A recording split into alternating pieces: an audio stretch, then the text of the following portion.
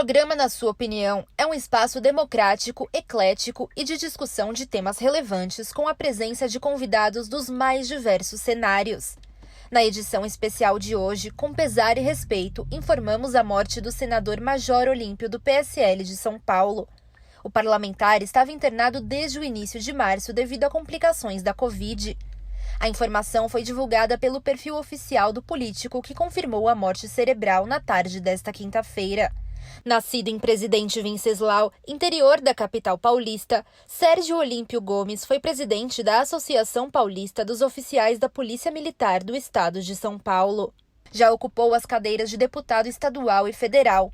Atualmente, exercia seu primeiro mandato como senador, eleito com mais de 9 milhões de votos no pleito de 2018. Entre as principais bandeiras, a pauta de segurança pública era uma das prioridades do parlamentar.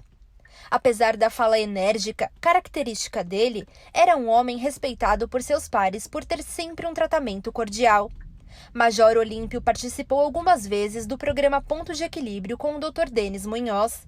Como era de sua característica, não poupava palavras na hora de se posicionar sobre assuntos relevantes.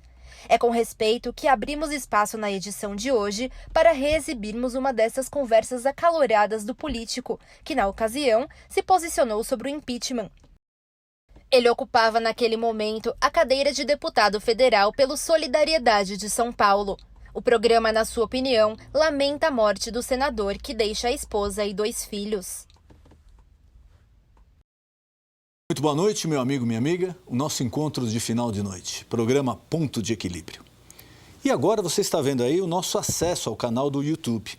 É YouTube/Programa PDE.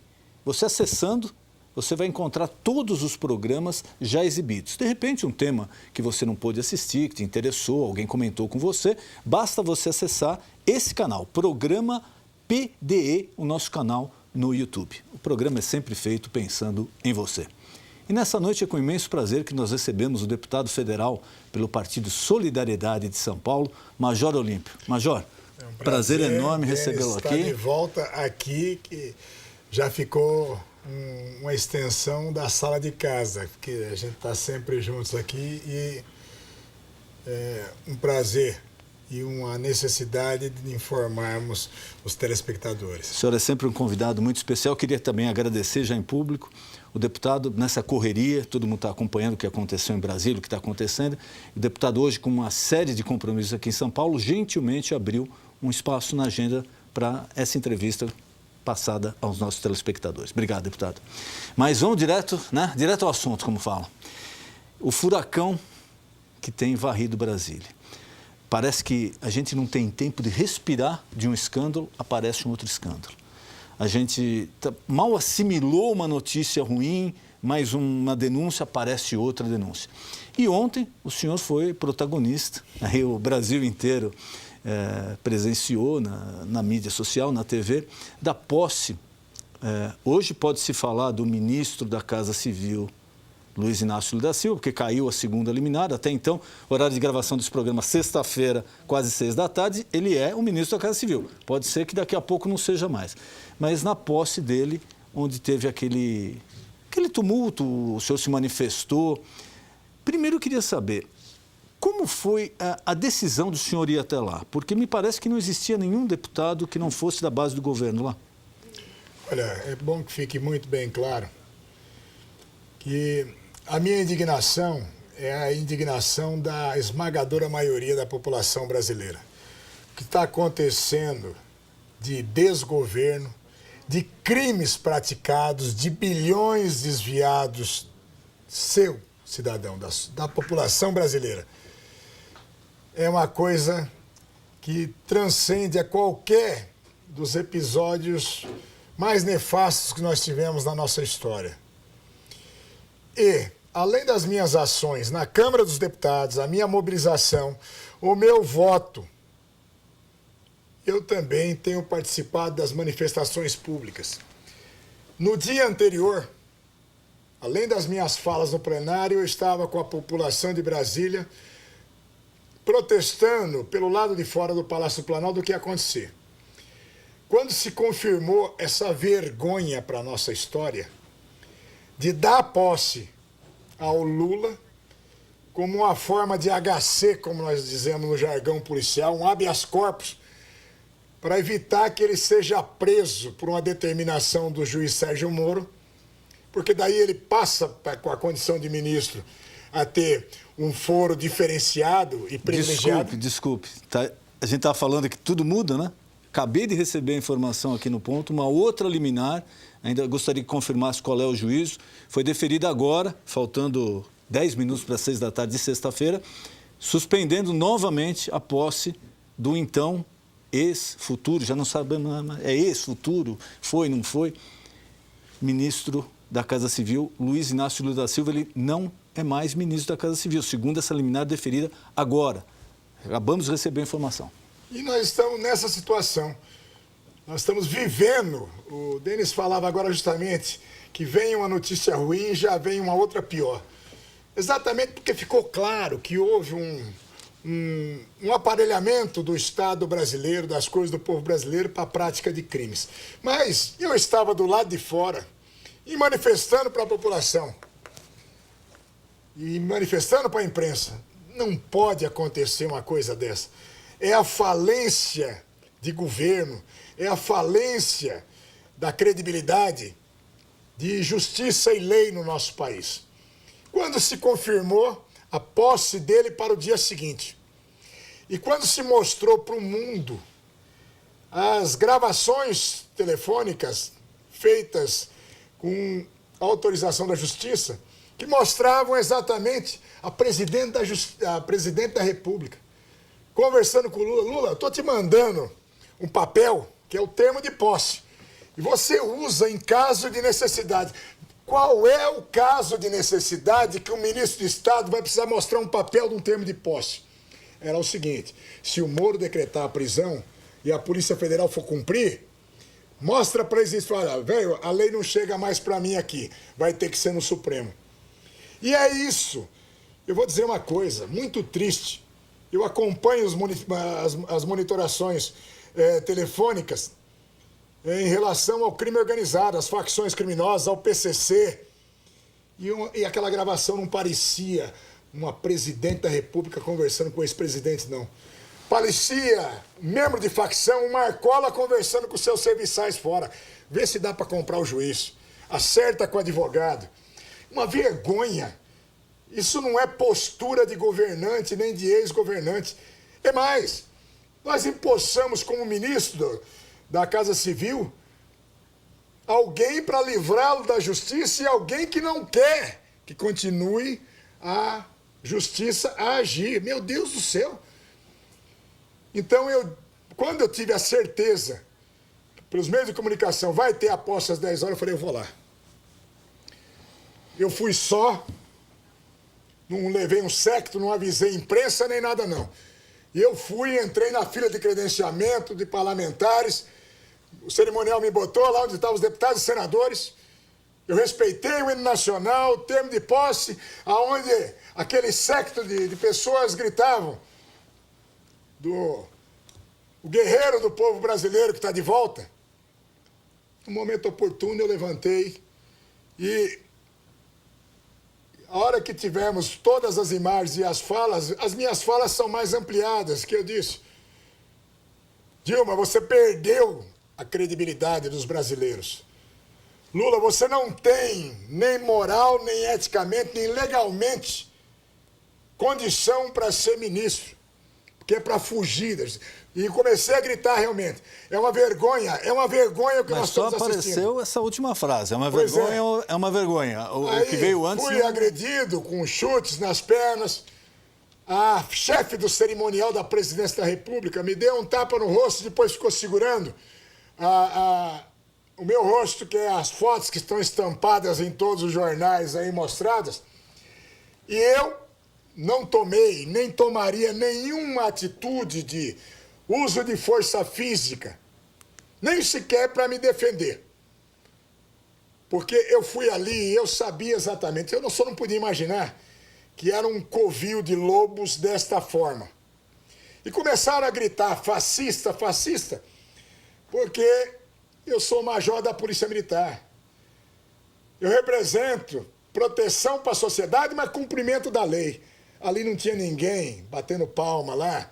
Então quem estava com seus bonés do Movimento Sem Terra, da UNE, União Nacional dos Estudantes, era bonito chutar o deputado Major Olímpio. E eu fui arrancado para fora, mas eu quero avisar também. Não sei se o Lula vai continuar ministro ou não, eu espero que não, e espero que a previsão preventiva dele ocorra muito rápido. Porque, ou não a preventiva, pode ter certeza, vai para a cadeia.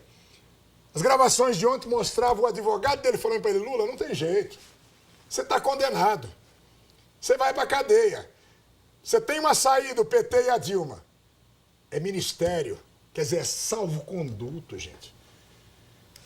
O Lula, onde ele for fazer um ato público como ministro, se for, não vai ter jeito de me botar para fora. Eu sou parlamentar. E eu vou lá e eu vou dizer de público, do meu desconforto como brasileiro, no que está acontecendo dessa forma.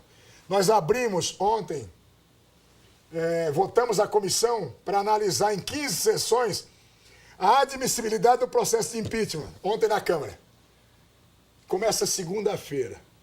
Aí nós vamos ter 3 sessões, segunda, terça e quarta, vamos ter o feriado, depois nós vamos ter 3 semanas, e lá pelo dia, entre o dia 10 e 15 de abril, nós vamos estar votando em plenário. Nós precisamos de 342 votos, não vamos ter muito mais que isso. Porque a população, quem está nos assistindo aqui do Oiapoque ao Chuí, que não é pago, que não leva vantagem hoje, está indignado. Então o país, da crise política, veio a crise econômica. O que a população está sofrendo, Denis, é o desemprego, é o desvio, as pessoas morrendo porque não tem atendimento hospitalar. E agora está clareando, por enquanto só Petrobras. Mas a apuração não para mais. E a máquina é podre, e ela é corrupta em todos os momentos. E eu posso dizer, não é só fora PT, não. A população está se educando. Aonde tiver o desvio, a população vai cobrar e cada vez mais. Roubou no metrô de São Paulo, vai pagar também. Senador e deputado envolvido vai ser caçado e vai para a cadeia também. Porque corrupção não é exclusividade do PT, precisa ficar muito claro. Mas é para ficar muito bem claro, a corrupção tem que ser apurada em todas as esferas e tem que ser punida. Sem a menor dúvida, Denis. Por isso que eu estou dizendo, não faço discurso político partidário, não. Talvez por isso eu incomode tanto. Porque quando eu estou dizendo o que está acontecendo, e estou expressando o sentimento da maioria da população, é exatamente porque a gente vai acompanhando as investigações que estão se desenrolando e o sentimento de impunidade que as pessoas têm é um negócio absurdo. Olha só agora a Lava Jato que está sendo apurada agora. Percebam que em 2005, 2006, quando começaram as condenações do Mensalão, Zé Dirceu, Genuíno, Delúbio, Marcos Valério, esses caras estavam sendo presos. Estava começando a funcionar o esquemão Petrobras. Numa sala, a gente começando a cumprir pena. Na sala do lado, começando a negociação. Quer dizer, é ter a certeza, a lei não chega para mim. Só que, a partir de uma denúncia, ontem fez 2 anos da Operação Lava Jato. 2 anos que, a partir de um posto de gasolina com Lava Jato em Brasília, começou-se a fazer os levantamentos. Nós já temos 94 pessoas que foram presas, e já temos 42 cumprindo pena. 990 e poucos anos de prisão já. Por enquanto, mas tem que chegar pelo menos a 10 mil anos de pena, essa somatória toda. E ninguém é mais que a lei nesse país. Não pode dizer, eu fui presidente da República, logo tudo que eu fiz não vale. Não pode dizer, eu sou deputado, então, olha, o deputado não pode querer deputado. Qual é o exemplo que nós estamos dando para as ruas ali? Muito pelo contrário, por ter exercido um cargo público... Tem que dar um exemplo nisso mesmo. E não sou eu quem está dizendo, gente. Vejam essas gravações que a cada momento o mundo fica estarrecido. Quando você pensa, e você fez a abertura do programa, olha, eu já vi todas as barbaridades possíveis, daqui a pouco vem uma nova. Vem uma nova, olha, mas a presidente... Aí ficamos discutindo o seguinte, né? Alguns doutos, respeito todos os operadores, estudiosos do direito, Mas a gente ficar discutindo agora, olha, não poderia se divulgar uma conversa telefônica do vice-presidente que está sendo monitorado por crimes praticados com a presidente. Então, não vale o conteúdo que está. Tudo que você está ouvindo nos meios de comunicação é para não valer. Olha, nós roubamos, mas não vale porque foi divulgado. Nós desviamos dinheiro. Não vale porque foi divulgado. Mas o senhor não acha que o efeito político já ocorreu? Agora essa discussão jurídica está no segundo plano. Mas olha, tá nesse momento. Então os tribunais discutindo se vale a posse de ministro ou não. Se não valer a posse de ministro, né, fica a nossa torcida. Juiz Sérgio Moro, o senhor já tem elementos de convicção suficiente para botar o Lula numa prisão preventiva já. Aí vem o aspecto do momento oportuno, porque também a justiça tem uma visão política do contexto da sociedade. No momento em que nós afastarmos e começar os 180 dias de afastamento da Dilma, quando a notícia maior for o afastamento dela para o impeachment, eu não tenho dúvida que vai acontecer a prisão preventiva dele. Não explica. Se alguém perguntar para mim, Olímpio, você tem um triplex? Tenho, não tenho. No caso, não tenho. Você comprou esse sítio? Não. Eu tenho um amigo que ele paga tudo para mim, invadiu o sítio com as construtoras, fizeram uma reforma total, estão todos os meus móveis, todos os meus quadros, as coisas de família. Eu fui para lá em 2 anos, 113 vezes, mas aquilo não é meu. E fica essa dificuldade toda. E depois, a monitoração, o advogado falando, Lula, tecnicamente você está condenado. Tá? Isso é a pontinha do iceberg. E as delações, elas não param. Na hora que o João Santana abria a boca, que ele recebeu o marqueteiro que fez as campanhas da Dilma... Que está preso. Que está preso, a mulher dele que está presa, que fizeram a campanha do Haddad em São Paulo. Ele recebeu em 3 campanhas, oficialmente, 289 milhões de reais. E muitos milhões que ele está dizendo, não, é porque eu fiz a campanha no Haiti, eu fiz uma campanha na Nicarágua. Inclusive ele fala que esse dinheiro, esse último dinheiro que foi via Petrobras ou via alguma empresa, foi devido à campanha que ele fez para o Chaves na Venezuela. A argumentação dele é essa. Pois é, mas para o Chaves, acredite ou não, Chaves é fechado, o regime não pode perguntar quando é, nem como pagou, nem de onde veio. E acha que todo mundo é trouxa. Estão tentando dizer que a população brasileira é idiota, mas não é não.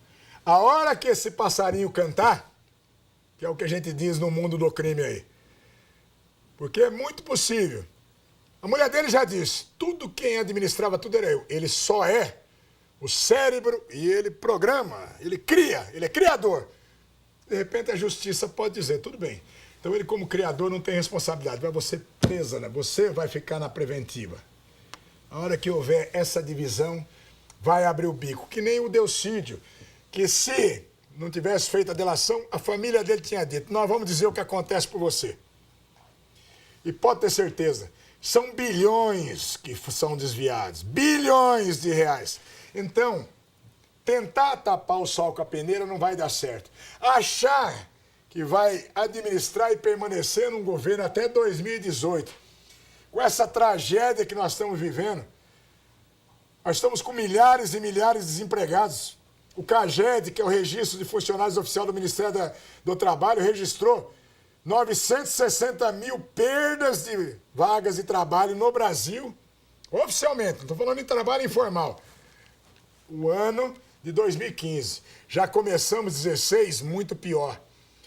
Imagine, cidadão, hoje, se o Denis convidasse algum investidor estrangeiro para falar, põe uma fábrica no Brasil, gera 150 empregos. De jeito nenhum. Se eu fosse prefeito e dissesse, olha, eu te dou aqui a área para construção, isenções dos tributos municipais por 10 anos, precisa gerar emprego, para gerar receita aqui para a gente. Não, a General Motors agora, nessa semana se pronunciou. Eles tinham um programa de investimento de 2 bilhões de dólares aqui para o Brasil. 2 bilhões de dólares, a GM.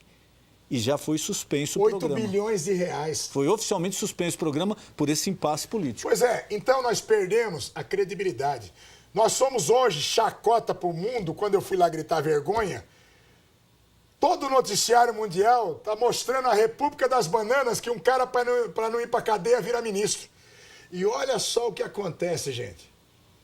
Como é que se paga na língua. Uma declaração do Lula em 1988 dizendo: pobre, quando rouba, vai para a cadeia. Rico, quando rouba, vira ministro. Olha que premonição dele. E agora, uma outra coisa que ganhou uma proporção, deputado, que parece que as pessoas têm memória curta aqui no Brasil.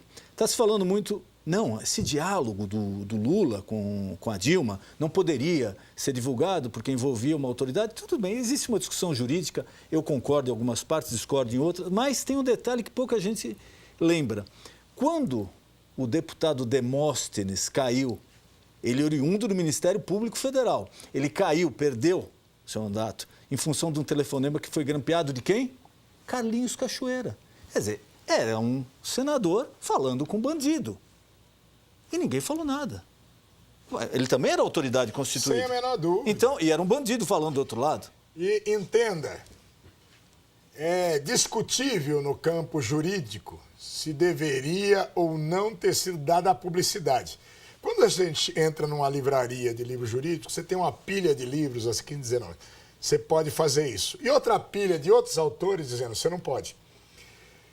Quando o juiz Sérgio Moro disse, com o dever de informar a sociedade brasileira, e sendo escuta com autorização judicial, não em relação às autoridades que têm foro privilegiado ou especial. Aí seria claro, deveria partir do STF. Nós estávamos monitorando esse senhor, esse cidadão, ex-presidente da República. Por quê? Pelas acusações e pela materialidade já no processo que pesa sobre ele, que já foi objeto até de condução coercitiva. Então, pode-se discutir se era oportuno ou não. E o critério de conveniência e oportunidade, o juiz, dentro da sua soberania, representando o império da lei naquele momento, entendeu que não havia nenhum problema para o curso do processo que pudesse ter a difusão daquilo. E para dizer bem no português claro, ele fez muito bem. Se a mídia mundial não acaba tomando conhecimento, o povo brasileiro todo não tinha essa indignação. Porque ali está mostrando exatamente quem é o seu Luiz Inácio. Qual é a postura subserviente, de boneca de ventríloco do Lula. No momento que ele assume o cargo de ministério agora, ele põe ela de bonequinha de ventríloco no colo de novo e ela só vai mexer a boca, mas a voz é dele e a caneta é dele. E para se safar de um processo, de vários processos. Então, se não naquele momento ou nesses momentos, eu tenho certeza, a podridão que está contida no avançar das investigações, nas delações, nas escutas telefônicas, porque a gente aprende no serviço policial. O bandido sempre precisa contar aonde é o meio e o território dele, o quanto ele é bom. Questão de ego, né? Então ele volta, ele rouba o carro importado, ele volta lá na boca para desfilar com o carro, com corrente de ouro, com relógio importado, para nós da polícia localizarmos. Eles precisam dizer, a lei não está para a gente. Como tem monitorações telefônicas aí, o ex-presidente dizendo, isso aqui é nosso, nós ganhamos essa... usando palavrões que não são próprios. Então, o que aconteceu, o que está acontecendo, é que o Brasil literalmente acordou. E não dá. Você pode criar um novo futuro, mas você não vai apagar o teu passado, não. Não dá. E essas contas vão aparecendo, esse dinheiro vai aparecendo, essa ramificação toda vai aparecendo. As empresas, que de certa forma eram extorquidas, mas por conveniência se acomodaram. Lógico, também tem. Aí tem uma história que precisa. Não, eu fui explorado, mas você concordou. A gente sempre diz. Isso. Quem cede à extorsão nunca mais vai parar de pagar. É verdade. Entendeu? Como cai na mão do estelionatário, ou muito inocente ou muito ganancioso. Então, o que aconteceu em relação a isso, ninguém está tentando aliviar nada. Ao contrário, já tem muita gente cumprindo pena e vai ter tantos outros. As delações vão trazer um conteúdo muito mais bombástico. Gente, na hora que nós apurarmos o BNDES, aí a questão Petrobras vai parecer pequenas causas. Muito tem se comentado disso, mas parece que está uma coisa assim, vai aparecer, mas já está há tanto tempo. Será que já, com todos esses escândalos, já não teria aparecido? Não começa, gente. O problema todo, nós fizemos uma CPI do BNDES fazendo acordo na Câmara. Não convoca o meu, que eu não convoco o seu. Não vai dar certo por muito tempo. O que nós hoje sentimos a falta também, como nós queríamos ter pelo menos um juiz Sérgio Moro por estado. Porque só um juiz lá no Paraná, brilhante, e eu acho que a postura de vida dele como profissional e como pessoa, se esse homem tivesse colado numa prova no curso primário, lá no fundamental, já tinham escrachado. Porque levantam a vida desse homem 24 horas por dia. Não, e uma atuação muito boa do Ministério Público também, Federal do Paraná. E ele está mantendo na cadeia e lutando juridicamente com os maiores advogados criminalistas do Brasil. Com todas as pressões, e os tribunais superiores não acham uma vírgula para desmanchar na decisão até agora, dele. Todas as decisões dele foram confirmadas em instâncias superiores. Isso. Até agora, né? Agora, por que esse homem lá do Paraná, ele manda fazer condução coercitiva, ele manda fazer busca, ele manda. Será que nos outros casos que estão aí latentes, com início de investigação ou com indícios de que haja desvios, não deveria se ter a justiça a mesma celeridade que ele está tendo? E não está se posicionando como um super-homem, não, nada disso. Está fazendo o papel dele.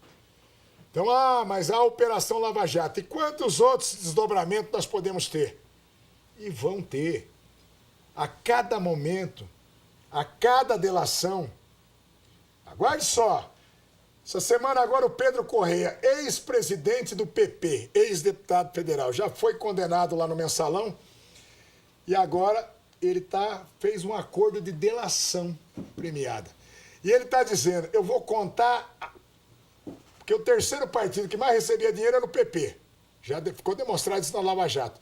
Ele vai dizer agora, eu vou contar para quem, de que forma eu distribuía. Eles tinham uma diretoria na Petrobras, né? Pois é, mas fazia o fato repasse de dizer, eu tenho uma diretoria, significa que ninguém mexe.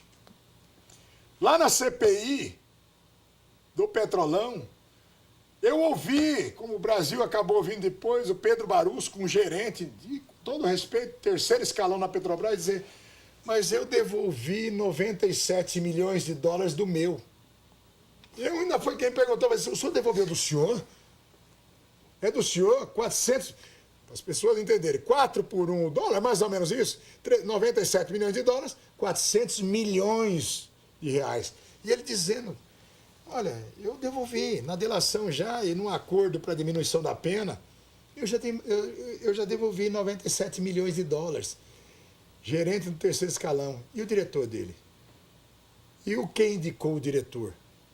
Dá para vocês imaginarem exatamente quantas pessoas morreram, ou quantos prontos-socorros, quantos postos de saúde, quantas casas, quantas escolas, quantas creches, quanta pavimentação de vicinais, quanto de assistência social a necessitados desabrigados. Esses malditos desviaram. Então não é ranço, não é ódio, não é fora PT, fora nada, não, é fora corrupção. É isso que tem que se... Sociedade não suporta mais isso. E a justiça também está dando uma transparência maior. Há 15 anos atrás, eu não podia nem imaginar como é que era uma sala do Supremo Tribunal Federal. Eu não era deputado, eu era um policial aqui em São Paulo. Eu fiz o curso de Direito, um curioso do Direito. Eu sonhava como é que era um julgamento dentro do Supremo Tribunal Federal. Uma coisa assim, fechada. Depois veio a TV Justiça. Começou a transmitir Hoje as ao vivo. pessoas acompanham, verificam que o ministro do Supremo, ele é gente de carne e osso, ele se irrita, ele tem suas vontades, ele tem sua preferência. Eles divergem entre eles. Divergem, né? Chega quase às vias de fato, mas está mostrando, essa aqui, ó, cidadão, essa justiça é por você. Nós simplesmente fazemos. Supremo Tribunal Federal, guardião da Constituição. Superior Tribunal de Justiça, os ministros, é a instância que acaba vindo. Tribunal os da tribunais. Cidadania, né? Pois é. Então as pessoas estão tomando conhecimento disso. E as pessoas estão também tomando conhecimento, inclusive, do acompanhamento de um processo judicial. O juiz Sérgio Moro, quando ele faz isso, ele mostra para a sociedade, é uma forma dele dizer, essa lei que foi feita para você, cidadão, diante disso aqui, olha só, e a minha decisão que eu vou tomar, usando o meu conhecimento jurídico, a minha experiência e o que eu represento para a justiça, mas eu quero que você saiba o que está motivando. Isso está enraivecendo. Quando eu vejo a presidente da República fazendo declarações contra um juiz, quando eu vi agora, eu vinha para cá e eu ouvia no rádio, o presidente da CUT dizendo quem que o Sérgio Moro acha que ele é. Sabe, é um juizinho global, tucano disfarçado, eu não sei, nem sabia, ele não tem filiação partidária. Olha, eu nunca tive um contato pessoal com o juiz Sérgio Moro. Quer dizer, você não tem procuração para De defendê-lo. jeito nenhum. Mas dizer o que esse juiz está achando que ele é, como se quer fazer lei chegar para nós. Os gritos da Paulista, punição para o Sérgio Moro porque está aplicando a lei. Não vai ter punição nenhuma não, e ele está explicando, quando ele disse ali, aberto, transparente para a população, eu suspendi sigilo em relação às monitorações telefônicas, porque no meu entendimento, na minha convicção, como juiz natural do processo, onde tem os investigados, ouvindo o Ministério Público Federal, acolhendo as manifestações da Polícia Federal, eu tomei essa decisão de dar conhecimento à população brasileira. Inclusive hoje com o ministro Janot. O ministro Janot tem uma declaração que ele deu parecer favorável. Procurador-Geral da República. Exatamente. A divulgação do conteúdo. Certo ou errado, Agora, ele também pegou. Essas pessoas, vocês veem num desses grampos, na monitoração, o Lula vociferando e chamando de tudo quanto é nome os ministros do Supremo, dizendo para o Jacques Wagner da Casa Civil, ô Jacques, conversa com ela aí, com a Dilma, para conversar com a Rosa Weber, que é a ministra do Supremo. Porque os homens aí estão meio acovardados e não tem saco. Ela também não tem, mas vai resolver. Olha só. Pode resolver. Não vai resolver coisa nenhuma. Deputado, nosso tempo está encerrando. Eu queria aproveitar ainda mais o senhor aqui. O senhor falou com muita firmeza e com muita certeza a respeito que o impeachment passa. Baseado em quê? Porque as pesquisas que falam hoje dizem que está muito apertado o negócio. E eu vou dizer por quê. Olha... Só para o nosso telespectador, precisa ter de 2/3 agora. O número de quantos? 2/3? 342 votos em 513. Quer dizer, 2/3 para. E eu vou dizer uma coisa para vocês. Ontem nós votamos uma comissão para avaliar isso. 65 deputados. E todos os partidos são indicados. E olha, só o que vai acontecer, cidadão. O PRB, que tem o ministro dos Esportes, já disse, estamos saindo do governo. O PMDB já está rachado entre os seus 67 deputados, que o governo conta, porque deu 7 ministérios para o PMDB, está contando que vai ter os 67 votos. Não vai ter, não. O PP já tem 21 deputados e está lá com cargos e etc. 21 deputados em 51 já pediram a reunião da Executiva Nacional para discutir se vão ficar com o governo. E eu posso afirmar para vocês, daqui a 30 dias, com a pressão da opinião pública, com a mobilização, e eu uso esse programa que tem audiência para o Brasil todo, Acompanhe agora o seu deputado federal no seu estado. Não precisa ser eleitor do Olímpio, não, nada disso. Aqui em São Paulo tem 70 deputados. Os estados que menos têm 8 deputados. Veja como vota seu deputado. Aquele que você votou.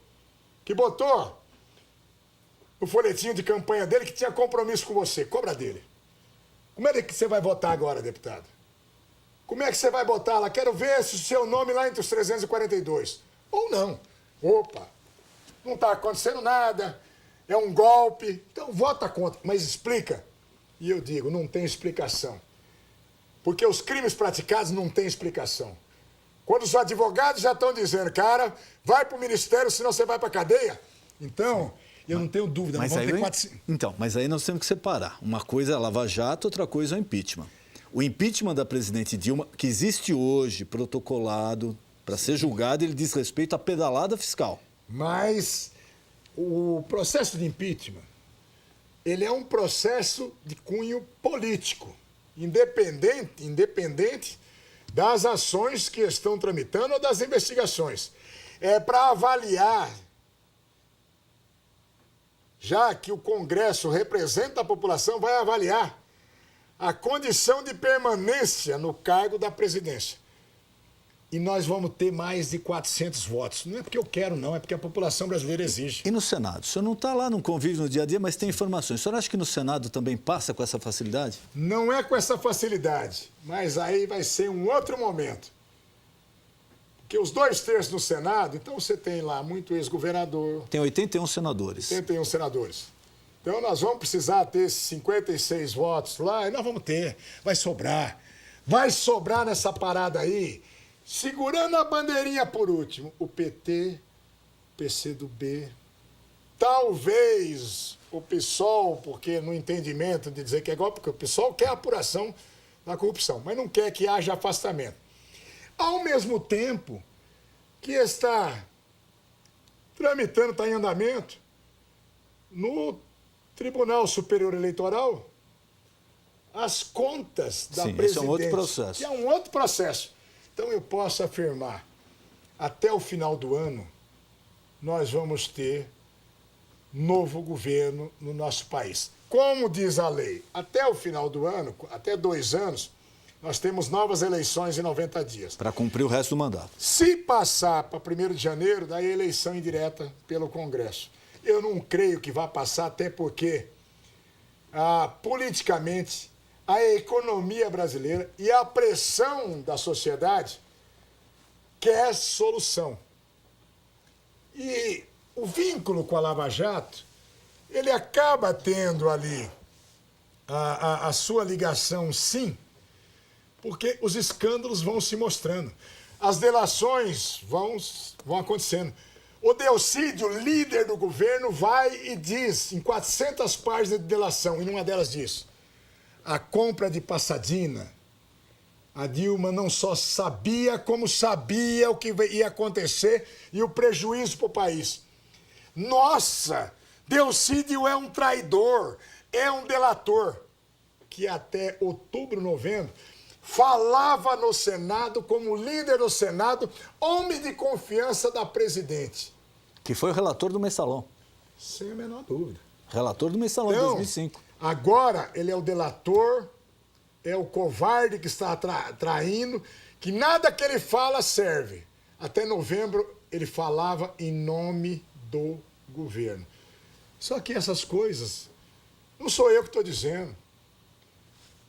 A mídia mundial vai acompanhando, a justiça apurando aqui, o trâmite andando aqui do impeachment.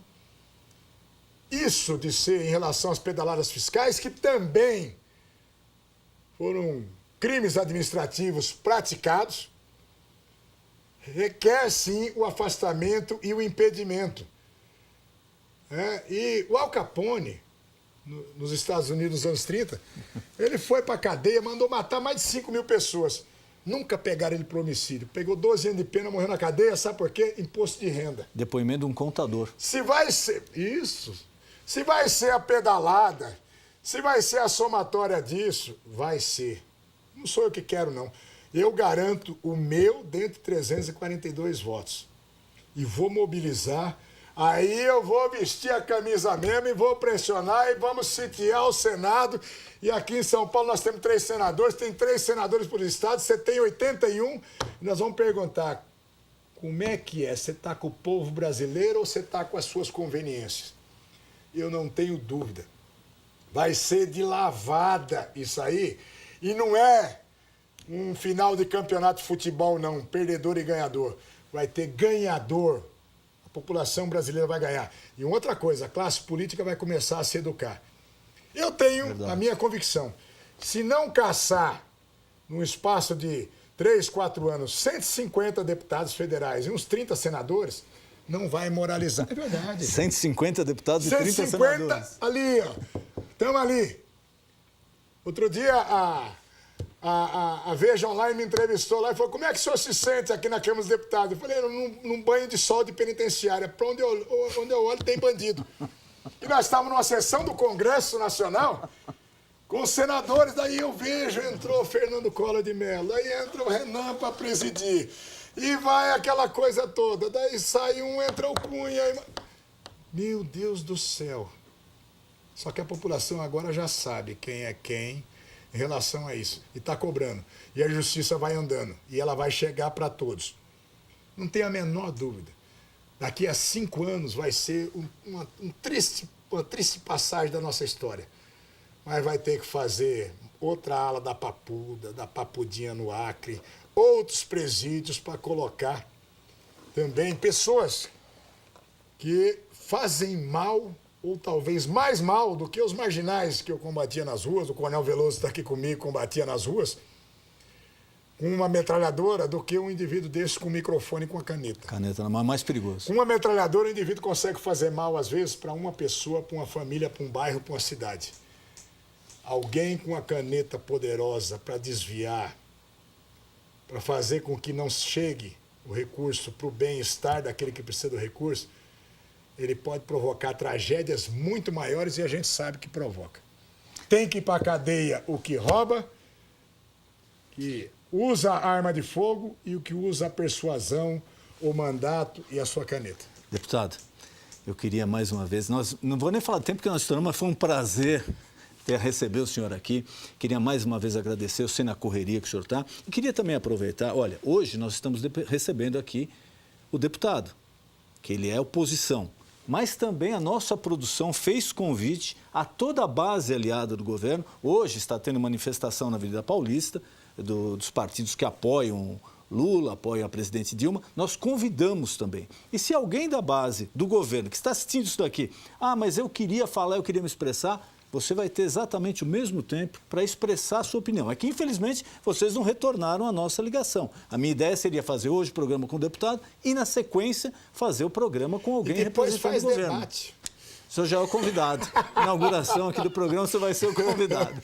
Mas, deputado, muito obrigado. Foi um prazer enorme receber o senhor. Boa sorte na sua empreitada lá, que Deus abençoe o senhor. Isso é o mais importante. Que a população do Brasil seja abençoada, que nós consigamos limpar o país, passar o país a limpo com tudo isso que tem acontecido. Nosso encontro de final de noite. Programa Ponto de Equilíbrio. Boa noite.